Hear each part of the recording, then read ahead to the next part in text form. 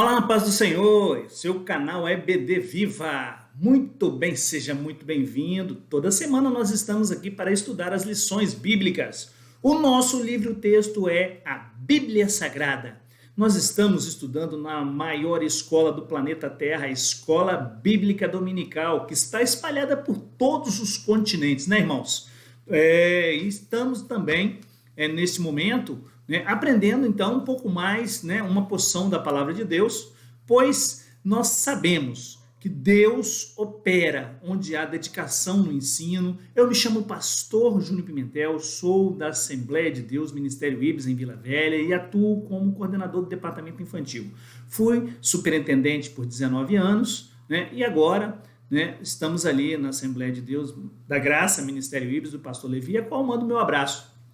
Vamos lá, aviva ao Senhor a tua obra no meio dos anos. No meio dos anos faze-a conhecida, Abacuque 4:3. Nós chegamos então à quarta lição deste quarto trimestre. O tempo passa muito rápido, como diz os adolescentes e as crianças, rapidão, É bom tê-los e tê-las conosco neste trimestre. Olha, se você chegou até aqui, você pode aí clicar e se inscrever em nosso canal.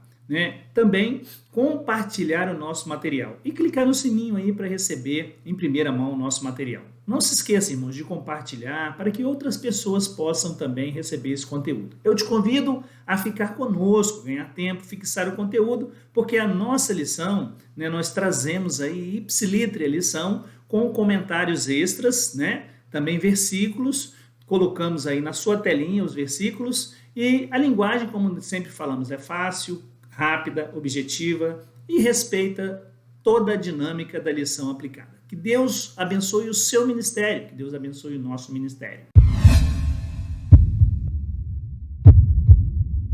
Muito bem, o tema do trimestre é a glória e a justiça de Deus, a igreja e a convocação do profeta Ezequiel para um despertamento espiritual.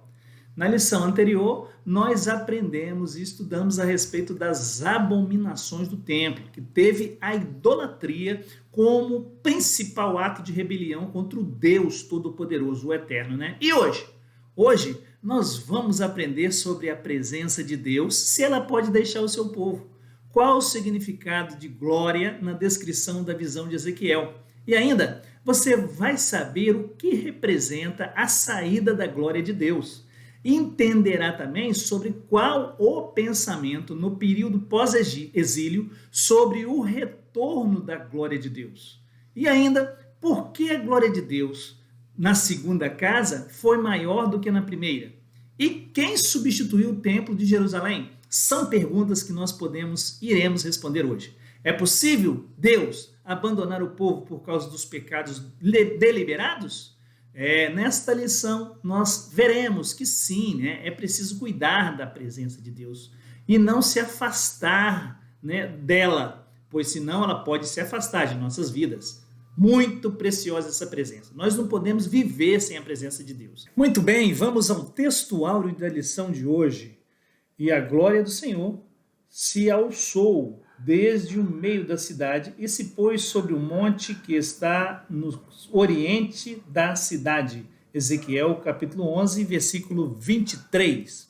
Chegamos agora à verdade prática de nossa lição. Deus abandona o templo e retira sua glória por causa das abominações do povo. Leitura bíblica em classe de nossa lição de hoje encontra-se no livro de Ezequiel, capítulo 9, versículo 3, capítulo 10, 4, 18 e 19, e também no capítulo 11, versículos de 22 a 25. Vamos à leitura? E a glória de Deus de Israel se levantou do querubim sobre a qual estava até a entrada da casa, e clamou ao homem vestido de linho que tinha o tinteiro de escrivão à sua cinta. E então se levantou a glória do Senhor de sobre o querubim para a entrada da casa, e encheu-se a casa de uma nuvem, e o átrio se encheu de resplendor da glória do Senhor. Então saiu a glória do Senhor da entrada da casa e parou sobre os querubins. E os querubins alçaram as suas asas e se elevaram da terra aos meus olhos.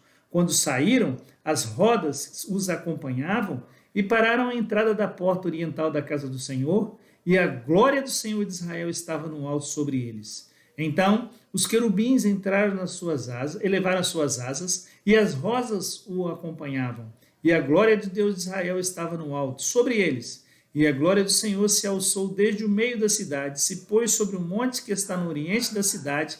Depois o Espírito me levantou e me levou em visão à caldeia para os do cativeiro, e se foi de mim a visão que eu tinha visto. E falei aos do cativeiro todas as coisas que o Senhor tinha me mostrado. Então, vamos apresentar os objetivos da lição de hoje. O primeiro é conceituar a glória de Deus. Segundo, explicar a retirada da glória de Deus. E no terceiro, nós vamos relacionar o segundo templo com a glória de Deus, né, que coaduna aí o terceiro e o quarto. Faça aí uma revisão da lição de maneira leve com a sua classe. Nós podemos aí estabelecer, né, sempre uma revisão da lição anterior e comentar sobre a lição do trimestre, né? A introdução. A glória de Deus representava a presença de Javé no templo. Quando Deus mandou Moisés construir o tabernáculo, explicou a razão dessa ordem. Olha aí, abrem aspas. E me farão um santuário e habitarei no meio deles. Fecha aspas, Ezequiel 25:8. Essa presença não era incondicional. O povo tinha compromissos de acordo com a aliança feita no Sinai. Mas esse pacto havia sido violado, entrou a idolatria. O objetivo da lição de hoje, irmãos, é esclarecer sobre a retirada da glória de Deus do santuário de Jerusalém. A palavra-chave de hoje é glória ou glória. Tópico 1, sobre a glória de Deus. A glória de Deus baixou do céu à terra, primeiramente no tabernáculo, no dia de sua dedicação.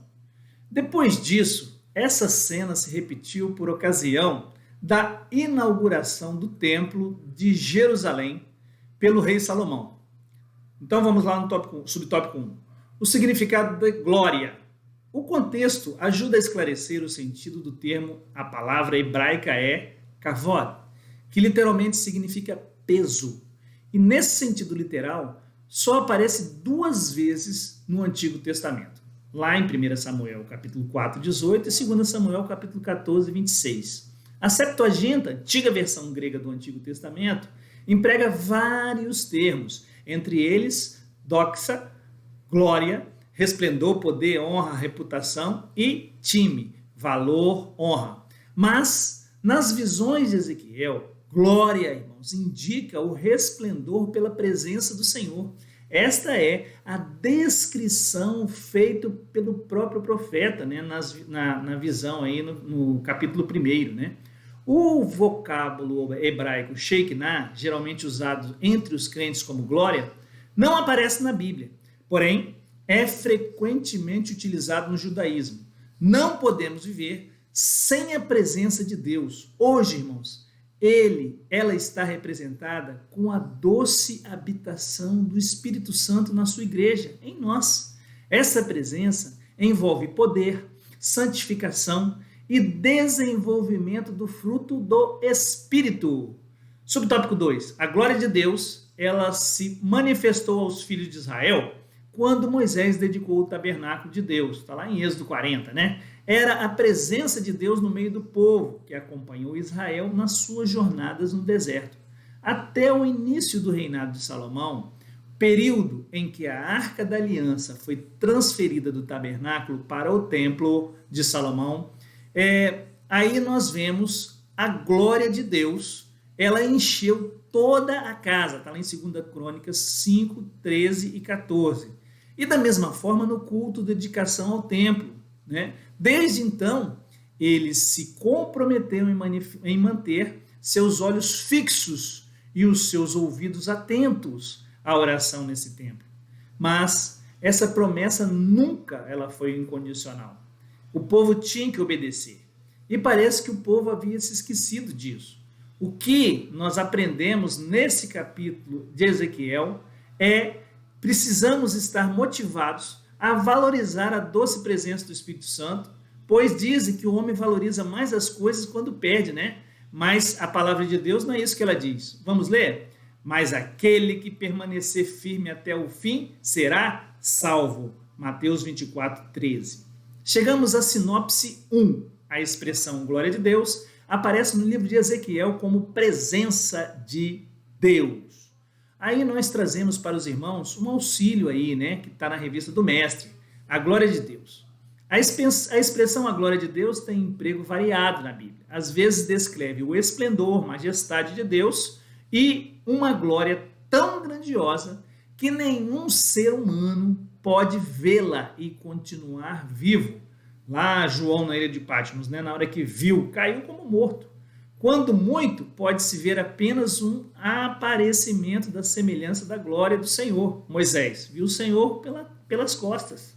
A visão de Ezequiel teve no trono de Deus, né, ele, nesse sentido, ele traz aí, né, designa a sua singularidade, a sua santidade, a sua transcendência. E emprega, né, Pedro emprega a expressão magnífica glória como o nome de Deus. Né? Subtópico 2, sobre a retirada da glória de Deus. Essa retirada aconteceu em alguns estágios. A glória se levantou do querubim sobre a arca da aliança. B, passou para a entrada do templo. C, pairou sobre os querubins e aos poucos afastou-se completamente do templo. D, por fim, a glória de Deus se pôs sobre o Monte das Oliveiras, o querubim e a nuvem. O profeta está se referindo aos 2 querubins do propiciatório da Arca da Aliança, lá em 2 Crônicas 5:8, ou as 4 criaturas da visão inaugural do capítulo 1. Qualquer que seja essa interpretação, a verdade é que isso indica a retirada da presença de Deus do meio do seu povo. Essa nuvem está associada à presença especial do Senhor durante a peregrinação do povo no deserto, né? Tinha aquela nuvem, né? E também a coluna de fogo, e permanece intensamente desde a inauguração do tabernáculo. E finalmente no templo.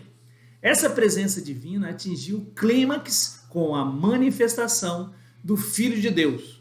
Está lá na palavra de Deus, e o verbo se fez carne e habitou entre nós, e vimos a sua glória, como a glória do unigênito do Pai, cheio de graça e de verdade. João 1,14. Mas nossa cidadania, irmãos, ela está no céu, e esperamos ansiosamente por um Salvador de lá, o Senhor Jesus Cristo. Subtópico 2, a retirada da presença de Deus.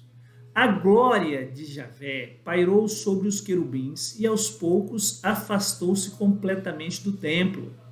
O profeta contempla essa glória se levantando da porta e se movendo para a carruagem, trono, que estava parada para descer em cima dos querubins. Nessa visão, Ezequiel acompanha a glória de Deus flutuando sobre os querubins e vê a carruagem divina se mover para a porta principal do templo para a sua partida definitiva. Meu Deus!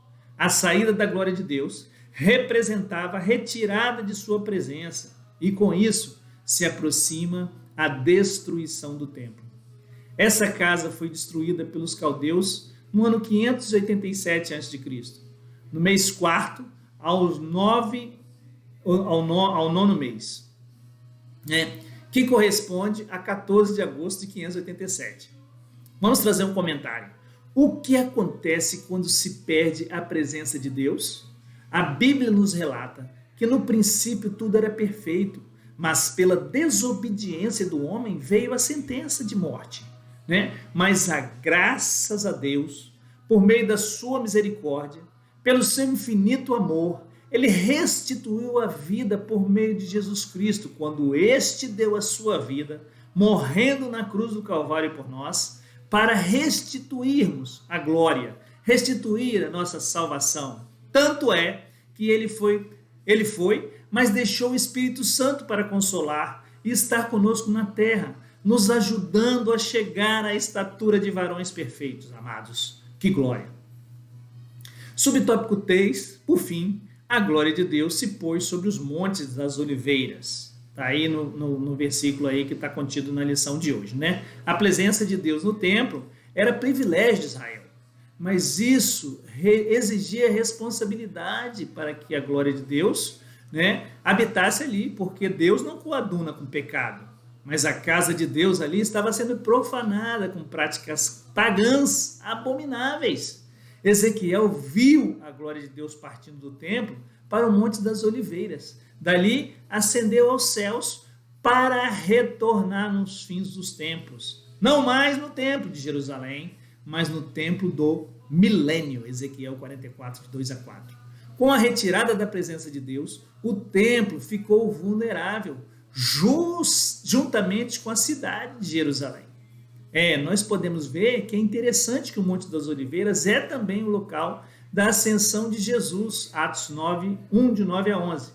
Nesta visão, um grande marco se deu, e será também para a segunda vinda de Jesus, né, quando ele descerá ali, Zacarias 14, 4. E naquele dia estarão sobre os seus pés, sobre os montes das oliveiras, que está defronte de Jerusalém, para o oriente, e o Monte das Oliveiras será fendido pelo meio, para o oriente e para o ocidente, e haverá um vale muito grande, e metade do monte se apartará para o norte, e a outra metade dele para o sul.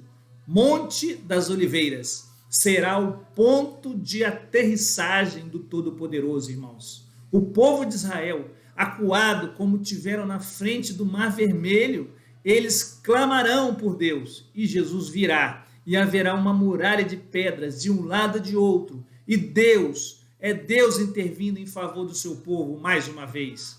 Sinopse 2, a retirada da glória se deu mediante a retirada do querubim da Arca da Aliança, deslocando-se para o Monte das Oliveiras. Tópico 3, sobre o segundo templo, né? Agora, o comentarista trouxe para nós um pouco da história descrita na Bíblia, em 2 Crônicas, também em Esdras. Vamos lá? Ciro, o rei da Pérsia, baixou o decreto que pôs fim ao cativeiro de Judá em 539 a.C. E pouco tempo depois partiu de Babilônia a primeira leva de judeus de volta para Judá. No seu decreto de libertação, o rei incluiu a reconstrução do templo em Jerusalém. Então, o segundo templo, conhecido como o Templo de Zorobabel, foi inaugurado no 6º ano de Dario, Esdras 6:15, e corresponde aos anos 516. Não era uma construção com a mesma dimensão e beleza arquitetônica da primeira casa, né? Não dava para comparar com o Templo de Salomão, Ageu 2:3. O pensamento no período pós-exílio era que o retorno da glória de Deus era escatológico, né? Aí nós podemos, então, compreender tudo isso na lição aí dessa parte aí. O templo de Herodes. O templo de Zorobabel foi reformado e ampliado por Herodes Magno. Ele conseguiu persuadir os judeus dizendo que o atual templo não estava à altura da antiga glória dos trabalhos, e os trabalhos se iniciaram cerca de 15 anos antes de Cristo e continuavam em andamento nos dias do ministério terreno de Jesus. 46 anos depois, conhecido como Segundo Templo, era o cartão postal de Jerusalém. Está lá em Lucas 21:5, né? A construção só foi concluída em 66 depois de Cristo. Que linda a história que está trazendo o nosso comentarista. 3. A presença do Filho de Deus. Não há registro que a glória do Senhor tinha enchido a casa na inauguração por Zorobabel. Diferentemente de Moisés, quando inaugurou o tabernáculo, está lá em Êxodo 40, 30, 34, 35, né? E de Salomão, na inauguração do templo, 2 Crônicas 7, 1 e 2. Foi o Senhor Jesus que trouxe a glória de Deus quando ministrou no templo de Herodes. A sua presença nele fez a glória da segunda casa ser maior que a da primeira, como nós podemos ler lá em Ageu, capítulo 2, versículo 9. O templo desempenhava várias funções em Israel, como lugar de perdão, do encontro com Deus, da presença divina, né? Era o centro espiritual da nação. Mas a nossa cidadania está onde? Ela está no céu. Esperamos ansiosamente por um Salvador de lá, o Senhor Jesus Cristo. Sinopse 3. Não há registro no Antigo Testamento de que a glória do Senhor tinha enchido a segunda casa. O Senhor Jesus a trouxe ao ministrar no templo. Tópico 4. Sobre o Senhor Jesus e o templo. Assim como a glória do Senhor Jesus deixou o templo antes da sua destruição pelos caldeus, da mesma forma aconteceu com o segundo templo. A diferença é que a segunda casa foi substituída definitivamente por Jesus. Vamos lá no subtópico 1, a explicação teológica disso. Jesus diz: eis aqui está quem é maior do que o rei Salomão. O construtor do templo, ele declarou-se maior do que o templo. Está aqui quem é maior que o templo, Mateus 12:6. Quando ele curou o paralítico em Cafarnaum, diz: filho, perdoados estão os teus pecados, Marcos 2:5. Era uma mensagem velada, dirigida aos sacerdotes, de que a função do templo estava para ser concluída em breve. Por quê? Jesus tinha vindo, morrido por nós. Com a vinda de Jesus, o templo tornou-se redundante. E o Verbo se fez carne e habitou entre nós, e vimos a sua glória, como a glória do unigênito do Pai, cheio de graça e de verdade. João 1,14. Quem o fez assim, irmãos? O Todo-Poderoso. Por isso também Deus o exaltou soberanamente e lhe deu um nome que é sobre todo nome. Eita, amor grandioso! Esse amor de Deus. Vamos ao subtópico 2. O fim do templo. O que o Senhor Jesus vinha insinuando ou ensinando de maneira indireta na última semana do seu ministério terreno, ele falou diretamente: não ficará pedra sobre pedra que não seja derribada. Lá em Mateus 24:2, Dias virão em que não se deixará pedra sobre pedra que não seja derribada. Lucas 21:6. Nosso comentário, irmãos. Em Lucas, então, na leitura que acabamos de fazer, os discípulos estavam admirando a beleza do templo que estava sendo construído ali. E Jesus disse que não ficaria pedra sobre pedra que não fosse derrubada. Nos anos 70, depois dessa profecia de Jesus, Tito destruiu não só o templo, mas toda a cidade, cumprindo assim a palavra de Deus. A palavra de Deus é infalível, ela nunca falha. A glória de Deus se retirou do templo antes da sua destruição. Nós podemos observar em Mateus 23, 38 e 39. Subtópico 3, a presença de Deus hoje. Quando Jesus, no alto da cruz, com grande voz entregou o seu espírito, o véu do templo se rasgou de alto a baixo e estava definitivamente, glória a Deus, concluída a missão do templo. Assim, o Senhor Jesus substituiu de uma vez por todas o templo. Desde então, nós temos em Jesus a redenção e o perdão de nossos pecados. Não iria morrer mais nenhum cordeiro. Não existe templo em Jerusalém. Deus habita no cristão individualmente. Nós somos o templo do Espírito Santo. Podemos ir aos santos dos santos, lugar santíssimo, por meio de Jesus Cristo, que é o nosso advogado fiel. Mas um dia ele virá como juiz e todo joelho se dobrará diante dele. Sinopse 4. A glória do Senhor deixou a primeira e a segunda casa, mas a segunda casa foi substituída definitivamente pelo Senhor Jesus. Eita glória!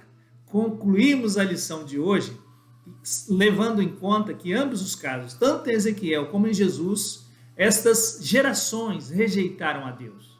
No Antigo Testamento, substituíram o Senhor pelos ídolos. E nos Evangelhos, substituíram a justiça de Deus pela sua própria justiça. Vamos ver no versículo? Não conhecendo a justiça de Deus e procurando estabelecer a sua própria justiça, não se sustentaram a justiça de Deus. Romanos 10:3. Estamos, irmãos, acompanhando aqui, no decorrer desse trimestre, que Deus avisa que o fim vem. Ele avisou por meio de Noé, avisou por meio de Ezequiel, Jeremias e outros profetas. Em Jonas, por exemplo, ele avisou a Nínive. E aí manda o seu próprio filho Jesus para anunciar o evangelho para nós, para morrer na cruz. O que mais nos resta, amados? Somente crer no Senhor Jesus e ser salvo e anunciar o evangelho conforme está escrito lá em Marcos capítulo 16, versículo 15, para que todos se salvem. Muito bem, vamos ao texto final que está registrado em Filipenses capítulo 2, de 5 a 11. De sorte que haja em vós o mesmo sentimento que houve também em Cristo Jesus, que sendo em forma de Deus, não teve por usurpação ser igual a Deus, mas esvaziou-se a si mesmo, tomando a forma de um servo, fazendo-se semelhante aos homens. E achado na forma de homem, humilhou-se a si mesmo, sendo obediente até a morte e morte de cruz. Por isso, também Deus o exaltou soberanamente e lhe deu um nome que é sobre todo nome, para que ao nome de Jesus se dobre todo o joelho dos que estão nos céus e na terra e debaixo da terra, e toda língua confesse que Jesus Cristo é o Senhor, para a glória de Deus Pai. Aleluia, glória a Deus. Chegamos ao final da lição de hoje. Nós pedimos a Deus que abençoe infinitamente a sua vida, a nossa vida, para que nós possamos levar a palavra de Deus, para que nós possamos aprender nesse trimestre o que Deus, por meio da sua palavra, quer nos dizer.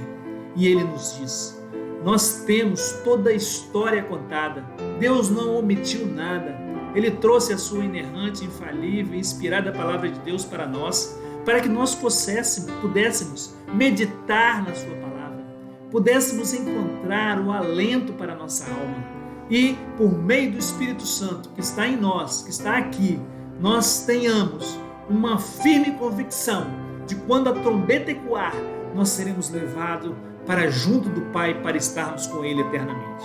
Senhor nosso Deus, nós te agradecemos por essa oportunidade de estarmos aqui mais uma vez, aprendendo um pouco mais da Tua Palavra. Abençoa, Senhor, que nós possamos estar despertados para, Senhor, estar com nossos ouvidos aguçados para ouvir o toque da trombeta quando ela ecoar por sua ordem de Deus. Ó Senhor, é no nome do Teu Filho Jesus que nós te pedimos e nós te agradecemos. Exaltado seja o Seu nome para sempre, Pai. Em nome de Jesus, amém.